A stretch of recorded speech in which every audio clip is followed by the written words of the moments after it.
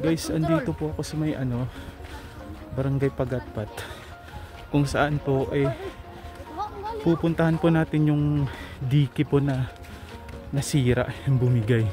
So tara, ayun siya. So welcome back, andito tayo ngayon sa bahagi ng Barangay Pagatpat sa Cagayan de Oro. So kung saan nga ay gumuho itong isang bahagi ng flood dike. So alamin natin kung kumusta na ito at ayon nga sa ating mga nakausap, na inspection na rin ito ng mga kawani ng barangay. So tara, samahan nyo ako, check natin.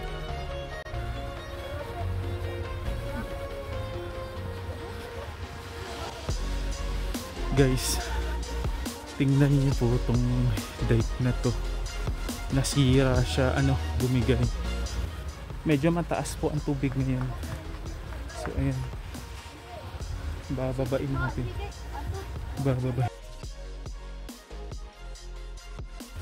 Bawal ata umano doon. Feeling ko talaga malalim tong dito banda na.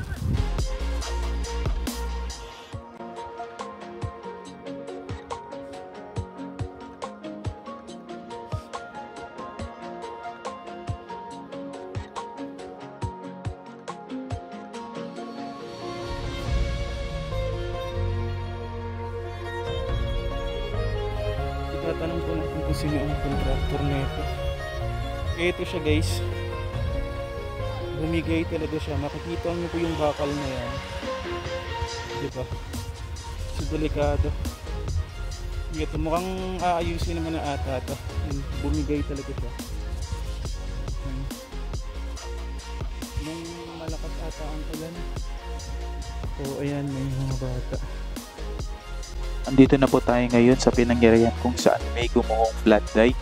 Matapos nga ang malakas na agos ng tubig baha kamakailan lang. At ngayon ay alamin natin kung paano nga ba nangyari ang insidenteng ito. Ayon sa mga residente, bigla na lamang bumigay ang pader ng dike matapos ang ilang oras ng malakas na ulan. So pupuntahan natin hanggang dun sa dulo.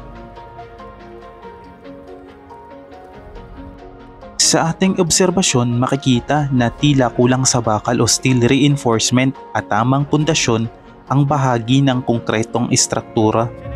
Ngunit ang isang malaking tanong, sino nga ba ang dapat managot sa pagkukulang na ito? Kailan ba ito itinayo at sino ang kontraktor ng proyekto?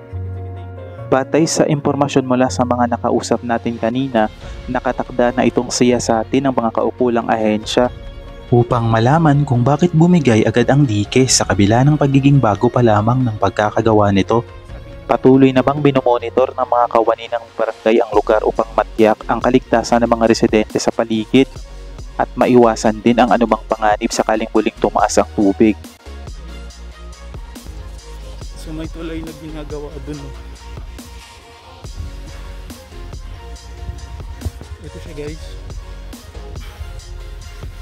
Sabi nung mga bata, hanggang dito daw sa may second layer ang tubig.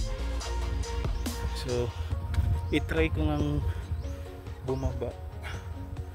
Para nakakatakot bumaba eh. Doon na nga lang tayo dadaan. Dulo, hindi pa siya tapos. Kasi doon sa dulo na ito may gumagawa din Ayan. So, pupunta tayo doon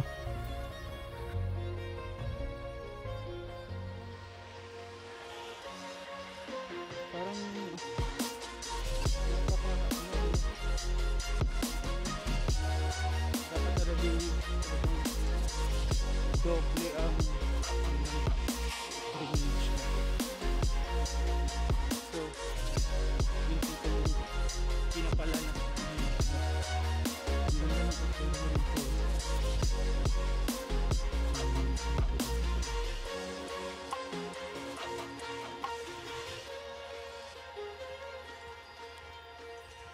dito ilog.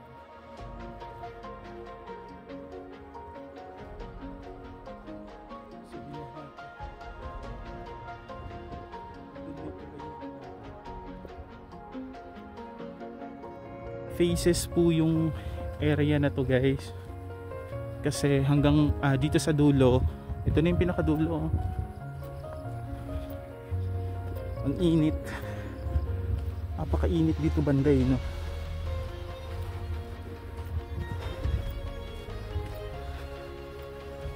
So ito yung dito.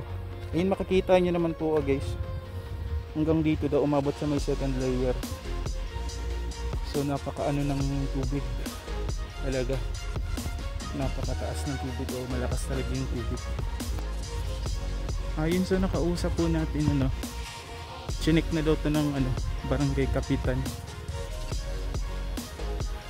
So ibig sabihin hanggang dito nakapasok ng tubig. Pumasok at yung tubig talaga. So mula po dito sa kinatatayuan po natin, ang sukat ng section na ito ay 280 plus, section 1. Ayon sa ating source, sinabi ng DPWH-10 na ang nasirang bahagi ay may sukat na 56 meters mula sa 283 meters section 1 ng project. Hanggang dito lang yung flood wall. Ayan.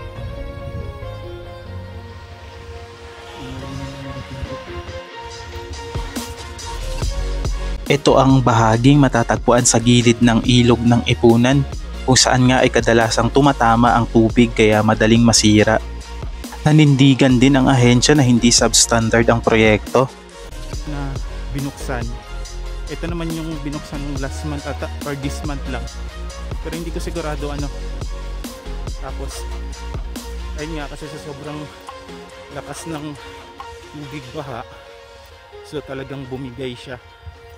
Ayan, makikita nyo. Siguro may time na kahit sabihin natin kumpleto siya sa ano, sa bakal, may mga bakal siya.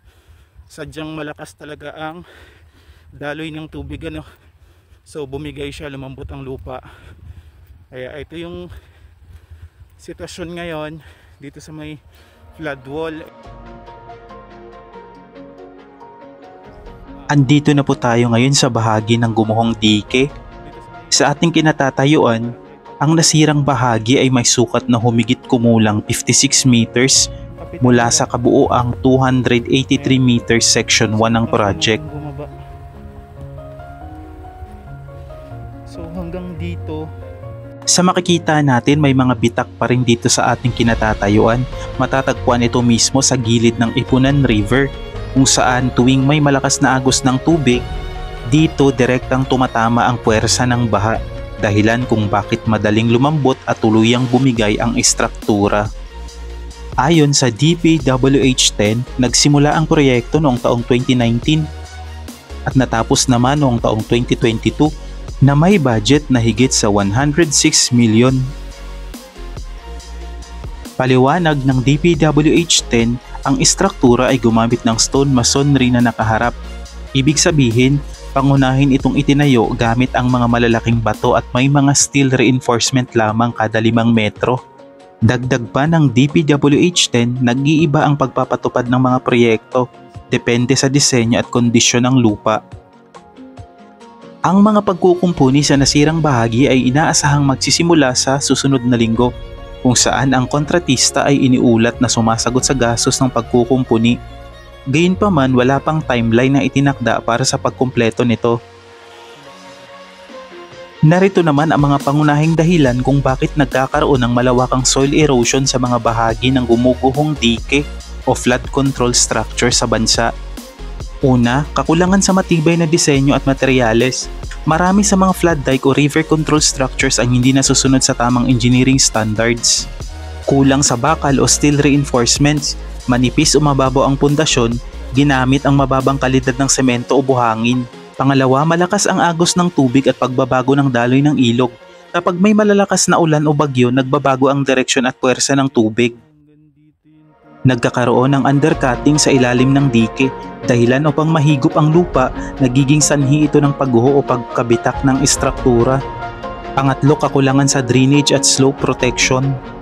Kung walang maayos na drainage system o riprap protection sa gilid ng dike, nabababad sa tubig ang lupa, lumalambot ito at unti-unting bumibigay sa bigat ng konkretong pader. At ang pang-apat, pagkaubos ng mga puno at vegetation. Ang mga ugat ng halaman at puno ang natural na panghatak ng lupa. Kapag naklear ang paligid ng ilog o ginagawang construction area, nawawala ang natural protection laban sa erosion. Panglima, kakulangan sa regular na inspection at maintenance. Kahit matibay ang pagkakagawa kung walang regular na pagsusuri, hindi agad natutukoy ang bitak o tagas at kapag tumama ang malakas na ulan, mas mabilis itong bumibigay. Sa madaling sabi, ang kombinasyon ng mahihinang materyales, maling disenyo at matinding puwersa ng tubig ang pangunahing dahilan ng malawakang soil erosion at pagguho ng mga dike sa bansa.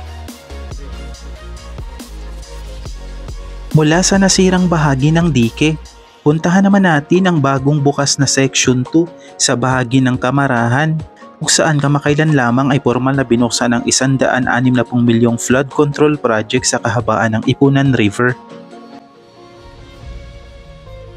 Gusto ko lang pong linawin mga kababayan na magkakaiba po ang mga kontraktor na mga proyektong ito mula po sa gumuhong bahagi ng dike sa Section 1 hanggang sa bagong bukas na Section 2 na ating pupuntahan ngayon. Samantalang ang ongoing na Section 3 naman ay ating aabangan at iuulat sa mga susunod na update. Andito na nga tayo sa bahagi ng Section 2 ng dike na formal na binuksan noong October 8, 2025. Ang 160 milyong flood control project sa bahagi ng Kamarahan, dito pa rin yan sa Pagatpat. Formal itong ipinasa ni Congressman Attorney Suwan sa pamahalaang lokal bilang bahagi ng proyekto sa pagpigil ng pagbaha sa kahabaan ng Ipunan River. Ang bagong tapos na section na Zone 1 Kamarahan ay may haba na 330 meters na binubuo ng 4 na berms at 4.0 meters lapad na konkretong walkway. Reinforced concrete at stone masonry structure para sa mas matibay at pangmatagalang proteksyon. RCPC cross drain, safety railings at wheel guards para sa karagdagang kaligtasan. Natapos ang proyekto noong January 30, 2025 sa pamamagitan ng malakas na advokasya at pondo mula kay Congressman Suwan. Katuwang ang Department of Public Works and Highways or DPWH.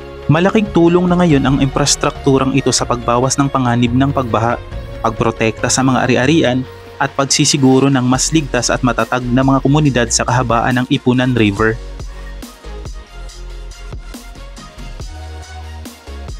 Bagamat nagbibigay na ito ng malaking proteksyon, tiniyak ng congressman na patuloy pa ring palalawakin ang saklaw ng flood control projects sa kabila ng mga kamakailang pagbabawas ng pambansang pondo para sa mga katulad na proyekto.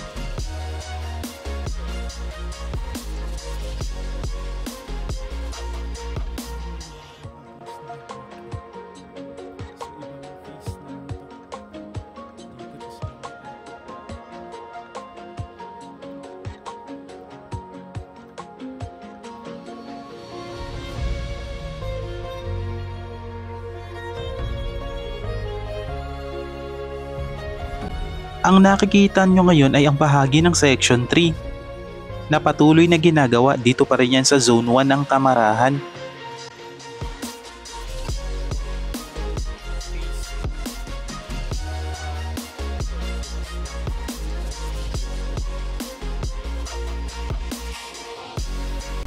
Sa ngayon, abala ang mga tauhan sa paghuhukay, paglalatag ng pundasyon at paghahanda ng mga materyales para sa pagpapatayo ng karugtong na dike. Layunin ng bahaging ito na palawakin pa ang proteksyon sa mga nakatira sa kahabaan ng Ipunan River upang maiwasan ang pag-apaw ng tubig tuwing may malakas na ulan o pagbaha. Sa tuloy-tuloy na implementasyon ng proyektong ito, inaasahang mas magiging ligtas, matatag at handa ang komunidad sa mga sakunang dulot ng pagbabago ng panahon.